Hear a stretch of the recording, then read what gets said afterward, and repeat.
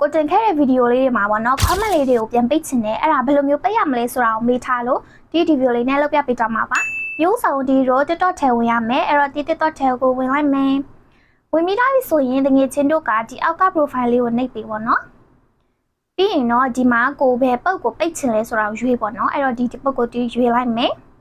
ရွေးပြီးတော့ပြီဆိုရင်ဒီတော့ဒီမှာ comment လေးတွေရှိရနော်ဒီပြပေးမယ်ဒီမှာ comment လေးတွေရှိရဲအဲ့တော့ဒီဒါကိုပိတ်ချင်နေဆိုတော့ဒီအောက်ကအဆက်34ကိုနှိပ်ပေးပါပြီးရင်တော့ဒီအောက်လေးကိုနည်းနည်းဆွဲပေါ့နော်ဒါဆိုရင်ဒီမှာ privacy and setting ဆိုတာရှိရဲအဲ့ဒါလေးကိုနှိပ်ပြီးပြီဆိုဒီမှာ auto comment ဆိုတာရှိရောเนาะအဲ့ဒါလေးကိုဒီကိုပိတ်ပေးရမယ်အဲ့ဒါလေးကိုပိတ်ထားလိုက်မှာပေါ့နော်ဒါဆိုရင်ဒီမှာ comment လေးတွေမရှိတော့ဘူးเนาะအဲ့ဒီတိုင်းပဲပေါ့နော်တကယ်လို့တငယ်ချင်းတို့ကပြန်ဖွင့်ချင်တယ်ဆိုရင်လည်းအဲ့ဒီတိုင်းမှာပဲဒီဖွင့်ပြပေးမယ်အဆက်30ကိုပြန်နှိပ်ပေးပါပြီးရင်တော့ဒီအောက်က setting and privacy ကိုထပ်သွားပေးပေါ့နော်ဒါဆိုရင်ဒီမှာ auto comment ဆိုတာပြန်ဖွင့်ပေးပါဒါဆိုရင်ခဏလေးစောင့်ရင်သူပြန်ပေါ်လာလိမ့်မှာပေါ့နော်